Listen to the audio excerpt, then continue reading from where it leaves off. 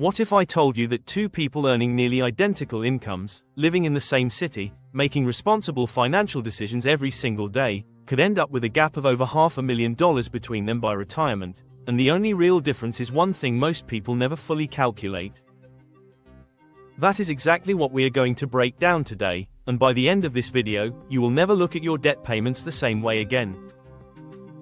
Meet Sarah. Sarah is 34, works in marketing, earns $68,000 a year. She budgets religiously. She tracks every expense. She cooks at home 4 nights a week. By every outside measure, she is responsible. But every single time she gets a raise, she does not feel like she is getting ahead.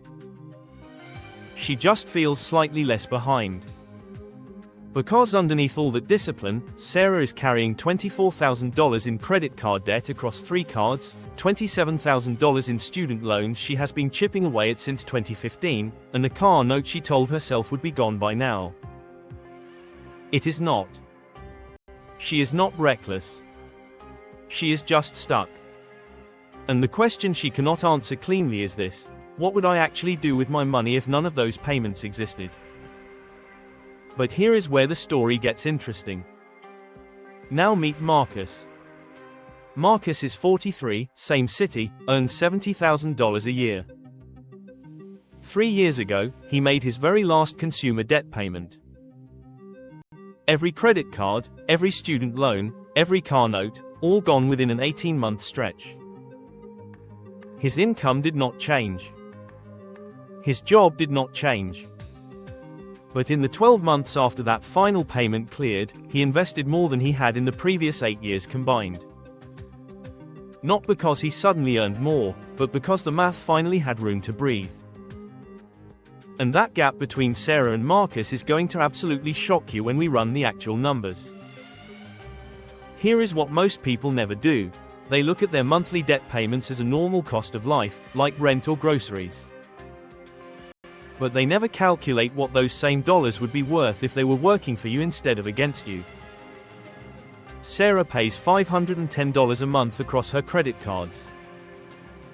At an average interest rate of 22%, nearly $375 of that is pure interest. She is paying $375 a month just to stay in the exact same place. Add her student loan payment of $305 and her car note of $390, and her total monthly debt obligation sits at $1,205. That is $1,205 every single month that cannot go anywhere else. Cannot be invested. Cannot build anything. It just disappears. Now here is the number that will keep you up at night. If Sarah redirected that same $1,205 into a basic index fund earning the historical average return of 8% annually, in 10 years she would have approximately $219,000. In 20 years, that number climbs to over $700,000. She is not building that number. She is forfeiting it quietly, every single month, without a single line item that reads future wealth lost. And that is before we even talk about what all that interest actually adds up to in total dollars paid, which is where the real gut punch lives. When you add up every interest payment Sarah will make before her debts are fully cleared, the total comes to roughly $26,000 paid on top of money she already borrowed. $26,000 that will never appear in any account she owns. To put that in perspective, that is enough to fully fund a Roth IRA for nearly 4 years. It is a house down payment supplement. It is the starting capital for a side business. Instead, it vanishes.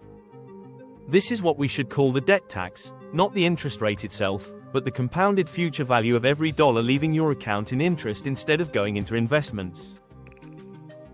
It is invisible, it is permanent, and almost nobody ever sits down and actually calculates it. But Marcus did. And understanding it is precisely what changed everything for him. At his peak, Marcus had $40,000 in consumer debt. He attacked it using the debt avalanche method. targeting his highest interest debt first while paying minimums on everything else. When each account hit zero, he did not let that freed-up payment quietly get absorbed into his lifestyle. He stacked it onto the next debt. His monthly attack grew from an extra $400 to $700 to over $1,100 as each account fell. The payoff timeline accelerated in a way that felt almost unfair compared to how painfully slow the beginning felt. And the day that final account closed, he had $1,340 in freed monthly cash flow. But here is the critical thing he did next that most people completely miss. He paused for 3 months before investing a single dollar. First, he rebuilt his emergency fund to 6 months of expenses, ensuring one rough patch could never push him back onto a credit card. Then he captured his full employer 401k match, contributing enough to get every free dollar his company offered, which is essentially a guaranteed 50% return before the market does anything at all. Then he opened a Roth IRA and contributed the maximum, letting every dollar grow completely tax-free forever. The remainder went into a low-cost index fund in a taxable brokerage account. Total monthly investment, $1,100. At 8% annually over 20 years, that builds to $651,000. No windfall. No promotion. No clever stock picks. He just stopped the bleeding and redirected the flow. But the numbers only tell half the story, because research published in the Proceedings of the National Academy of Sciences found something remarkable when tracking people before and after debt elimination. Anxiety levels showing clinical symptoms dropped by 25 percentage points after debts were fully cleared. Cognitive performance improved measurably. People became less impulsive and far better at making long-term financial decisions. The brain does not experience debt as a number on a screen. It experiences it as an open, ongoing threat, and managing that threat silently drains mental resources that would otherwise go toward bigger thinking, career moves, and long-term planning. That psychological weight is costing you more than you realize. Sarah filters every major opportunity through one silent question she has never fully said out loud: can I still cover the payments if something goes wrong? A better job with slightly lower base pay, a year building her own consulting practice, an unpaid project that could reshape her career. Every single time, the payments answer for her before she even gets to decide. Marcus stopped running that calculation entirely, not because he became reckless, but because the calculation genuinely changed. He took a lateral career move 18 months after his last payment, same salary but better long-term upside, a move he would never have risked before. When the floor of your monthly obligations drops, the ceiling of what is possible rises.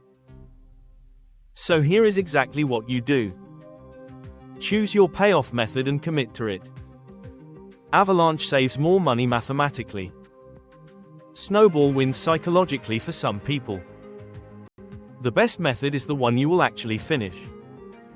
Find extra payment money. Even $200 a month extra on high-interest credit card debt can cut years off your timeline and save thousands in interest. And most critically, know precisely where every free dollar goes before that last payment clears, because if you do not have a destination planned in advance, lifestyle creep will absorb it silently within 6 months. The sequence is emergency fund first, then full 401k match, then Roth IRA, then everything else into index funds. Sarah and Marcus earn essentially the same income. They live in the same city. They are not fundamentally different people. But by year 10, Marcus will have roughly $200,000 that Sarah does not. By year 20, that gap exceeds $500,000 and keeps accelerating because that is exactly what compounding does when you finally give it room to work. The people who close this gap fastest are never the ones who earn the most. They are the ones who finally calculated the true cost of staying in debt and decided that number was no longer acceptable.